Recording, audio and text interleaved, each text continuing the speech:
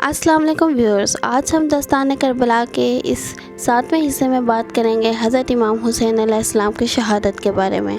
और अगर आप इस चैनल पर नए हैं तो इस चैनल को लाइक, शेयर एंड सब्सक्राइब कर दें ताकि आने वाली वीडियोस आप तक पहुंच सकें। अल्लाह के रसूल हज़रत मोहम्मद मुस्तफ़ा सल्लल्लाहु अलैहि वसल्लम बार बार इमाम हुसैन अलैहिस्सलाम को बुलंद करके दुनिया को ये बताते थे कि ये हुसैन मुझसे है और मैं इस हुसैन से हूँ।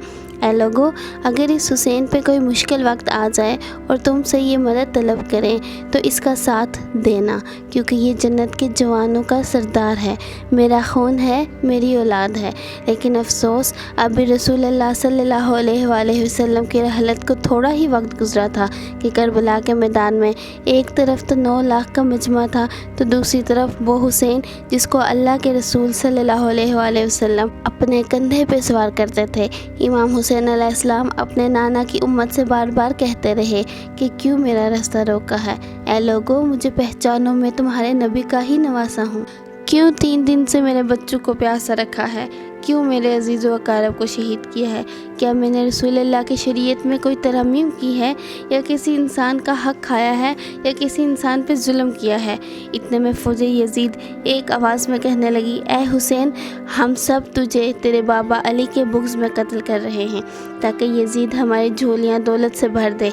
इमाम हुसैन अलैहिस्सलाम ने फरमाया, ऐ लोगो, आज जिस इस्लाम का अलम तुम्हारे हाथों में बुलंद है, ये अलम मेरे बाबा अली ने बुलंद किया। मत भूलो, खैबर और खंदक में अगर अली ना होते तो इस्लाम की फ़तह नामुमकिन थी। वो अली जिसने पूरी ज़िंदगी इस्लाम की तबलीग हक़ को बुलंद किया, रसूलुल्लाह की हिफाजत की, आज इस अली को ये अजर दे रहे हो। इतने में यजीद की फ़ौज के सिपा सलारों ने देखा कि कहीं फ़ौज में बगावत ना हो जाए। ऐ शिमर, क्या देख रहे हो, हमला करो। बस लाखों की फ़ौज ने जब रसूलुल्लाह के नवासे पर हमला किया, इमाम हुसैन अलैहिस्सलाम ने अल्लाह का नाम लिया और जुल्फ़िकार को न्याम से निकाला। तारीख़ गवाह है कि एक तरफ लाखों का मजमा और एक तरफ 3 दिन का भूखा प्यासा हुसैन।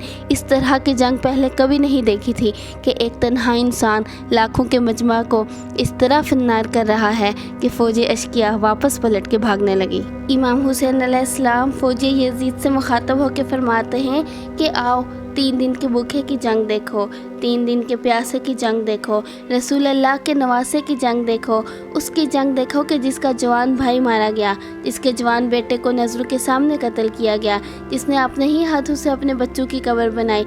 इमाम हुसैन अलैहिस्सलाम शेर की तरह फ़ौज यजीद से लड़ रहे हैं कि बस इतने में गैब से आवाज़ आती है कि अल्लाह तुझसे राज़ी हुआ हुसैन।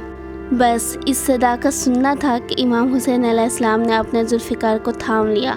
इतने में उमर बिन साद कहता है कि शिमर, क्या देख रहे हो, ये अली का शेर है, इसको मात देना नामुमकिन है, जाओ खैमों को आग लगा दो। बस जालिमों ने बीबियों के खैमों को आग लगा दी और कुछ इमाम हुसैन को दूर से तीर मारने लगे। इमाम हुसैन कभी बीबियों के खैमों की तरफ बढ़ते हैं तो कभी फ़ौज यजीद की तरफ जाते हैं। उमर बिन साद और शिमर ने फ़ौज को 4 हिस्सों में तकसीम कर दिया और ये कहा कि कोई भी हुसैन के करीब ना जाए, जिसके पास जो चीज़ है वो दूर से हुसैन को मारे। जिसके पास नेज़ा था उसने नेज़ा मारा, जिसके पास तीर था वो तीर मारता रहा और जिसके पास कुछ मारने के लिए ना था उसने करबला की ज़मीन से गर्म मिट्टी उठाकर हुसैन अलैहिस्सलाम की तरफ फेंकी। आपके जिस्म पे इतने तीर थे कि आपका जिस्म मुबारक नज़र तक नहीं आ रहा था। तो जैसे ही नवासे रसूल घोड़े से ज़मीन पे आते हैं तो फ़ौज अशकिया झूमना शुरू कर देती है। लेकिन इतने में वो घोड़ा जिस पे आप सवारी करते थे वो इमाम हुसैन के चारों तरफ घूमना शुरू कर देता है ताकि इतने तीरों से मैं अपने आका को बचा लूँ। उमर बिन साद देखता है और कहता है, रुको, ऐ लोगो, ये वही घोड़ा है जिस पे हुजूर पाक सल्लल्लाहु अलैहि वसल्लम सवारी करते थे, कहीं तीर इस घोड़े को ना लगे। यूँ तीरों को चलाना बंद किया गया। अफसोस है इन लोगों पर कि इस घोड़े का तो एहतराम मालूम था, लेकिन उस हुसैन का एहतराम भूल चुके जिसको अपने कंधों पे सवारी करके सबको दिखाया करते थे। इमाम हुसैन अलैहिस्सलाम ज़मीन करबला पे अपना सर रख के अल्लाह का शुक्र अदा कर रहे हैं और जो भी फ़ौज यजीद में से आपके करीब आता आपका सर काटने के लिए तो उसको आपके चेहरे में हुजूर पाक का चेहरा नज़र आता और वो चीख कर दूर चला जाता। इतने में शिमर कहने लगा, ये काम मुझसे ही होना है। जैसे ही शिमर ने खंजर इमाम हुसैन के गले पर रखा वो देखे कि इमाम हुसैन के लब हिल रहे हैं।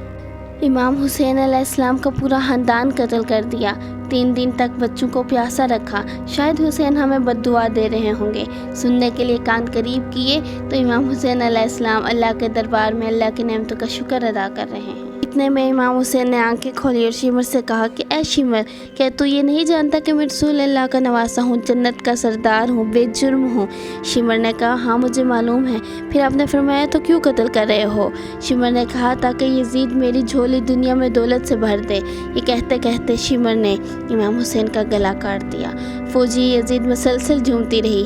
امام حسین کا سر قلم ہونے کے بعد سادات کو لوٹا گیا۔